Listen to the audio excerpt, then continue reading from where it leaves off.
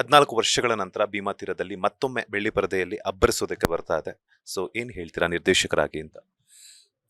Actually ಇದ್ರ ಶ್ರಮ ಎಲ್ಲ ಏನು ಈಗ ರಿಲೀಸ್ ಮಾಡಬೇಕು ಅಂತ ಅಂದ್ಕೊಂಡು ರಿಸ್ಕ್ ತೊಗೊಂಡು ಎಲ್ಲ ಮಾಡಬೇಕು ಅಂತ ಹೊರಟಿರೋದು ನಮ್ಮ ನಿರ್ಮಾಪಕರು. ಅವ್ರಿಗೆ ತುಂಬ ಜನ ಹೇಳಿದ್ದಾರೆ, ಇದು ತುಂಬ ಒಳ್ಳೆ ಸಿನಿಮಾ, ತುಂಬ ಚೆನ್ನಾಗಿ ಮಾಡಿದ್ದೀರಿ, ಆಗಲೇ ಇಷ್ಟು ಖರ್ಚು ಮಾಡಿ ಎಲ್ಲ ಮಾಡಿದ್ದೀರಾ, ಇದನ್ನು ತಮಿಳು ಮತ್ತು ತೆಲುಗು ಭಾಷೆಯಲ್ಲಿ ಮಾಡೋಣ ಚೆನ್ನಾಗಿರುತ್ತೆ. ಪ್ರಣೀತಾ ಅವರಾಗಿರ್ಬೋದು, ದುನಿಯಾ ವಿಜಯರು ಆಗಿರ್ಬೋದು, ಬೇರೆ ಕಲಾವಿದರುಗಳೆಲ್ಲ, ಆಮೇಲೆ ಭರತ್ ರೆಡ್ಡಿ ಅಂತಿದ್ದಾರೆ ಇದರಲ್ಲಿ, ಆಮೇಲೆ ಲೋಹಿತ್ ಆಶ್ವ ಅವರು ಎಲ್ಲರೂ ಮುಖಪರಿಚಿತ ಅಲ್ಲಿ ಎಲ್ಲ ಪರಿಚಿತರಾಗಿದ್ದಾರೆ ಬೇರೆ ಭಾಷೆಗಳಿಗೂ.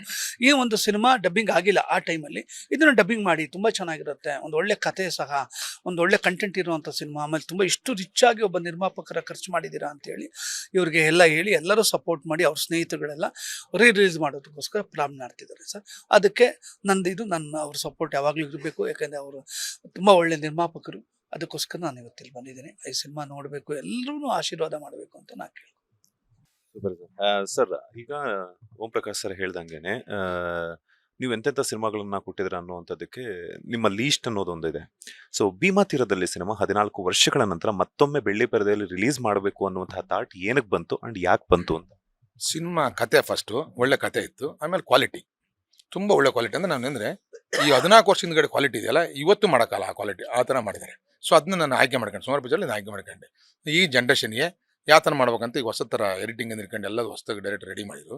ಆಮೇಲೆ ಹೊಸ ಮ್ಯೂಸಿಕ್, ಈಗಿನ ಮ್ಯೂಸಿಕ್ ಬೇಕು, ಈಗಿನ ಸ್ಟೈಲಲ್ಲಿ ಅಟ್ಮಾಸ್ ಇನ್ಕೊಂಡು ಕಲರಿಂಗ್ ಕಲ್ತ್ಕೊಂಡ್ವಿ ಇದರಿಂದ. ಸೊ ತುಂಬ ಒಳ್ಳೆ ಔಟ್ಪುಟ್ ಬಂತು. ನೀವು ನೋಡಿ 50 ಕೋಟಿ ಖರ್ಚು ಮಾಡಿ ನಮಗೆ ಸಿನಿಮಾ ಮಾಡೋಕ್ಕಾಗಲ್ಲ. ಇವತ್ತು ನನಗೆ 50 ಕೋಟಿ ಕೊಟ್ಟು ವಿಜಯ್ ಕೊಟ್ಟು ಡೈರೆಕ್ಟರ್ ಕೊಟ್ಟನ್ನು 50 ಕೋಟಿ ಬೇಕು ಸಿನಿಮಾ ಮಾಡೋಕ್ಕೆ, ಈ ಕ್ವಾಲಿಟಿ ಕೊಡೋಕ್ಕಾಗಲ್ಲ.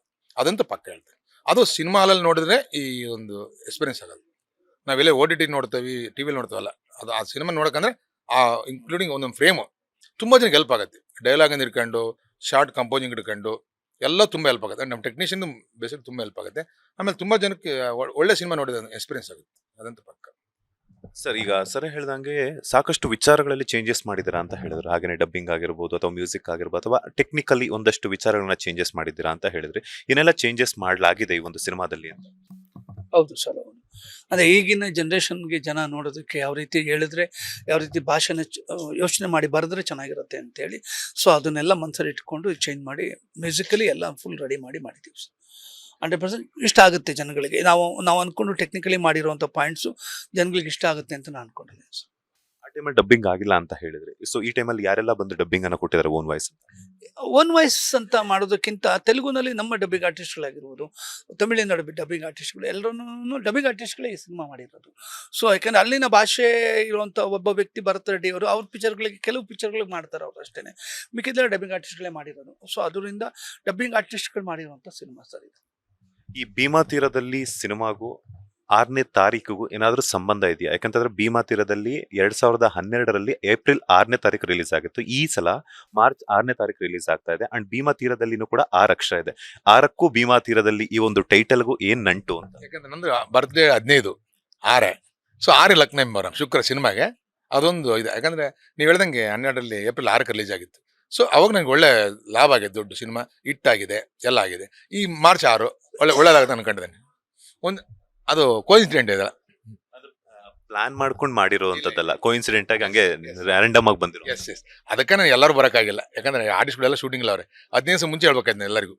ಸೊ ಆರ್ಟಿಸ್ಟ್ ಕಲಾವಿದ ಕರೆಯೋಕ್ಕಾಗಿಲ್ಲ, ಅದರಿಂದ ಸಮಸ್ಯೆ ಇದೆ. ಸರ್, ಈಗ ತೆಲುಗಿನಲ್ಲೂ ಕೂಡ ರಿಲೀಸ್ ಮಾಡ್ತಾ ಇರುವಂಥದ್ದು, ಅದು ಕೂಡ ಕಡಪ ಅನ್ನುವಂತಹ ಒಂದು ಟೈಟಲ್ ನಲ್ಲಿ ಕೂಡ ತೆಲುಗಿನ ಬಿಸ್ನೆಸ್ ಬಗ್ಗೆ ಹೇಳೋದಾದ್ರೆ ಎಷ್ಟು ಥಿಯೇಟರ್ಗಳಲ್ಲಿ ರಿಲೀಸ್ ಆಗ್ತಾ ಇದೆ, ಯಾವ ರೀತಿಯಂತಹ ಪ್ರಮೋಷನ್ಸ್ ಅನ್ನ ಮಾಡ್ಲಾಗ್ತಾ ಇದೆ, ಅಂಡ್ ಹಾಗೇನೆ ಆ ಪ್ರಮೋಷನ್ ಜವಾಬ್ದಾರಿ ಎಷ್ಟು ಹೆಗಲ ಮೇರಿದೆ? ಬಿಕಾಸ್ ಯಾಕಂತಂದ್ರೆ ಒಂದು ಸಿನಿಮಾವನ್ನ ನಾವು ಕನ್ನಡದಲ್ಲಿ ಆಲ್ರೆಡಿ ರಿಲೀಸ್ ಮಾಡಿರುವಂತದ್ದು ಮತ್ತೆ ರಿಲೀಸ್ ಮಾಡ್ತಿರುವಂತದ್ದು ಕನ್ನಡದಲ್ಲಿ, ಅದರೊಟ್ಟಿಗೆ ಅಟ್ ಎ ಟೈಮ್ ತೆಲುಗುನಲ್ಲಿ ರಿಲೀಸ್ ಮಾಡ್ತಿರುವಂತದ್ದು, ಅಲ್ಲಿನ ಪ್ರಮೋಷನ್ಗೂ ಇಲ್ಲಿನ ಪ್ರಮೋಷನ್ಗೂ ಯಾವ ರೀತಿ ಜವಾಬ್ದಾರಿ ಇದೆ? ಇಲ್ಲ, ಅಲ್ಲಿ ಪ್ರಮೋಷನ್ ಏನು ಟಚ್ ಮಾಡಿಲ್ಲ. ಈಗ ಅಂದ್ರೆ ಈಗ ಒಂದು 2 ವಾರ 3 ವಾರ ಅಲ್ಲಿ ಟ್ರೈಲ್ ನೋಡ್ಕೊಂಡು ಈ PVR ನೋಡ್ಕೊಂಡು ಆಮೇಲೆ ಥಿಯೇಟರ್ ಓಪನ್ ಮಾಡೋದು ಎಂಟರ್ ಆಂಧ್ರ ಅಂತ ಅನ್ಕೊಂಡಿದ್ದೆ. ಯಾಕಂದ್ರೆ ನಮಗೆ ಫಸ್ಟ್ ಅನುಭವ ಅಲ್ಲ. ಇಲ್ಲಿ ಕರ್ನಾಟಕದಲ್ಲಿ ಎಲ್ಲ ಗೊತ್ತು, ಎಲ್ಲ ಥಿಯೇಟರ್ ಅಂದ್ರೆ ಉಂಟು ಅಂತ ಗೊತ್ತು. ಸೊ ಅದನ್ನ ಈಗ ಈ ಬಾರ್ಡರ್ ಹಾಕೊಂಡು ಮಾಡ್ತದೆ. ಅಂದ್ರೆ ಎಷ್ಟು ಥಿಯೇಟರ್ಗಳಲ್ಲಿ ಪ್ಲಾನ್ ಆಗಬಹುದು ಅಂತ? ನನಗೊಂದು 100 ಥಿಯೇಟರ್ ಮೇಲೆ ಬರುತ್ತೆ. ಕನ್ನಡದ 100 ಥಿಯೇಟರ್ ಮೇಲೆ ಬರುತ್ತೆ. ತೆಲುಗು ಒಂದು ಮಿನಿಮಮ್ 40 to 50 ಥಿಯೇಟರ್ ಬರುತ್ತೆ. ಈಗ ಸಡನ್ ಆಗಂತೂ ಪ್ಲಾನ್ ಆಯ್ತು ಭೀಮಾ ತೀರದಲ್ಲಿ. ಸೊ ಈ ಒಂದು ಈವೆಂಟ್ಗೆ ಯಾರು ಕಲಾವಿದರು ಅಥವಾ ಒಂದಷ್ಟು ಜನ ಟೆಕ್ನಿಷಿಯನ್ಸ್ ಬರಕ್ಕಾಗಿಲ್ಲ. ಸೊ ರಿಲೀಸ್ ಟೈಮಲ್ಲಿ ಏನಾದ್ರು ಒಂದಷ್ಟು ಜನ ಕಲಾವಿದರು ಬರುವಂತಹ ಚಾನ್ಸಸ್ ಇದೆಯಾ? 100% ಇದೆ. ರಿಲೀಸ್ ಎಲ್ಲ ಬರುತ್ತೆ, ಭಾಳ ಜನ ಬರುತ್ತೆ. ಯಾಕಂದ್ರೆ ನಾನು ಪ್ಲಾನ್ ಇಲ್ಲ, ಇದು ಇಮಿಡಿಯೇಟ್ಲಿ ಮಾಡಿದ್ದು. ಅವ್ರು ವಿಜಯ್ ಅವ್ರು ಹೇಳಿದ್ರು ಪಾಪ, ನನಗೇನಂದ್ರು ಹಿಂದ್ಗಡೆ ನಾ ಸಪೋರ್ಟ್ ಅದೇ ನೀವು ಮಾಡಿ ನಾನು ಬರ್ತೀನಿ ಅಂತ ಹೇಳಿದ್ರು. ಸೊ ನಮ್ಮ ಡೇಟ್ ಅಡ್ಜಸ್ಟ್ ಆಗಲಿ ಅಷ್ಟೇ. ಪಾಪ ಅವ್ರ ಕೆಲಸ ಇರ್ತಾರಲ್ಲ, ನಾಳೆ ಬಂದ್ಬಿಡಿ ಹೆಂಗೆ ಬರೋಕ್ಕಾದ ಯಾರಾಗಲಿ. ಅದರಿಂದ ಅವ್ರು ಹೇಳಿದ್ರು, ಪಾಪ ಫೋನ್ ಮಾಡಿ ಹೇಳಿದ್ರು, ಹೋಗಿ ಮನೆ ಹೋಗಿ ಹೇಳಿ ಬಂದೆ. ನನಗೆ ಸಪೋರ್ಟ್ ಇದೆ ಎಲ್ಲ ಕಲಾವಿದ, ಯಾಕಂದ್ರೆ ತುಂಬ ಕಷ್ಟದ ಮಾಡಿರೋದು. ಅವರ ಸ್ಕ್ರೀನ್ ಮೇಲೆ ನೋಡಿ ಖುಷಿ ಪಡ್ತಾರೆ, ಅದಂತೂ ಪಕ್ಕ. ಸರ್, ನಿಮ್ಮ ಒಂದು ಸಿನಿಮಾಗಳು ಸ್ಯಾಂಡಲ್ವುಡ್ ಸಿನಿಮಾ ರಂಗದ ಒಂದು ಚರಿತ್ರೆಯಲ್ಲಿ ಟ್ರೈನ್ ಬೋಗಿಗಳ ಹಾಗೆ ಒಂದರ ಹಿಂದೆ ಒಂದೊಂದು ಸೂಪರ್ ಹಿಟ್ ಕೊಟ್ಟಿರುವಂತಹ ಸಿನಿಮಾಗಳಿದೆ. ಸೊ ಭೀಮಾ ತೀರದಲ್ಲಿ ಸಿನಿಮಾಗೂ ನಿಮಗೂ ಏನ್ ಸ್ಪೆಷಲ್ ಅಂತ ಅನ್ಸುತ್ತೆ? ಇದರಲ್ಲಿ ಆ್ಯಕ್ಚುಲಿ ದುನಿಯಾಜಿ ಅವ್ರ ಜೊತೆ ನಾನು ತುಂಬ ದಿನ ಆದಮೇಲೆ ಕೆಲಸ ಮಾಡಿದ್ದು ಆಮೇಲೆ ಒಂದು ಉತ್ತರ ಕರ್ನಾಟಕದ ಭಾಷೆಯ ಸೊಗಡು ನನಗೆ ತುಂಬ ಆಸೆ. ಉತ್ತರ ಕರ್ನಾಟಕದ ಭಾಷೆ ಮತ್ತು ಅಲ್ಲಿ ಜನಗಳಿಗೆ ಸಿನಿಮಾ ಮಾಡಬೇಕು ಅನ್ನೋದು ನನಗೆ ತುಂಬ ವರ್ಷದ ಕನಸು. ಸೊ ಆ ಒಂದು ಇದನ್ನು ಮನಸ್ಸಲ್ಲಿ ಇಟ್ಕೊಂಡು ಅಯ್ಯ ಕೂಡ ನಾನು ಅದೇ ಥರ ಮಾಡಿದ್ದು ಕೆಲಸ. ಅಯ್ಯನೂ ಉತ್ತರ ಕರ್ನಾಟಕದ ಸಿನಿಮಾ ಅಂತಲೇ ಮಾಡಿದ್ದು. ಸೊ ಭೀಮಾ ತೀರದಲ್ಲಿನೂ ನನಗೆ ಅನಿಜ ನಾಗರಾಜ್ ಅವರು ಅವಕಾಶ ಮಾಡಿಕೊಟ್ರು ಈ ಸಿನಿಮಾ ಮಾಡಲಿಕ್ಕೆ. ಸೊ ಆ ಒಂದು ಇದರಲ್ಲಿ ಉತ್ತರ ಕರ್ನಾಟಕದ ಭಾಷೆ ಇಟ್ಕೊಂಡು ಅಲ್ಲಿನ ಜನಸಾಮಾನ್ಯರ ಪ್ರಾಬ್ಲಮ್ಸ್ಗಳಿದೆ ಇವತ್ತು. ಆಮೇಲೆ ಏನೇನೆಲ್ಲ ಪ್ರಾಬ್ಲಮ್ ಆಗಿತ್ತು, ಸೊ ಅದನ್ನೆಲ್ಲ ಜನಗಳಿಗೆ ಮುಟ್ಟಿಸ್ಬೇಕು. ಆಮೇಲೆ ಜನಗಳಿಂದ ಅದು ಬೇರೆಯವ್ರಿಗೂ ಗೊತ್ತಾಗಬೇಕು ಈ ಥರ ಪ್ರಾಬ್ಲಮ್ಸ್ ಇದೆ ಇಲ್ಲಿ ಅಂತ ಹೇಳ್ಬಿಟ್ಟು. ಸೊ ಆ ಒಂದು ಗುರಿ ಇಟ್ಕೊಂಡು ಈ ಸಿನಿಮಾ ಮಾಡಿದ್ದು. ಲೇಟೆಸ್ಟ್ ಹಾಗೂ ಇಂಟ್ರೆಸ್ಟಿಂಗ್ ಸುದ್ದಿಗಳಿಗಾಗಿ ಬಾಸ್ ಟಿವಿ ಕನ್ನಡ ಚಾನೆಲ್ನ ಸಬ್ಸ್ಕ್ರೈಬ್ ಮಾಡಿ, ಹಾಗೆಯೇ ಬೆಲ್ ಐಕಾನ್ ಪ್ರೆಸ್ ಮಾಡಿ. ಇದರ ಜೊತೆಗೆ ಫೇಸ್ಬುಕ್, ಇನ್ಸ್ಟಾಗ್ರಾಮ್, ಎಕ್ಸ್ ನಲ್ಲೂ ಮಿಸ್ ಮಾಡದೆ ಫಾಲೋ ಮಾಡಿ.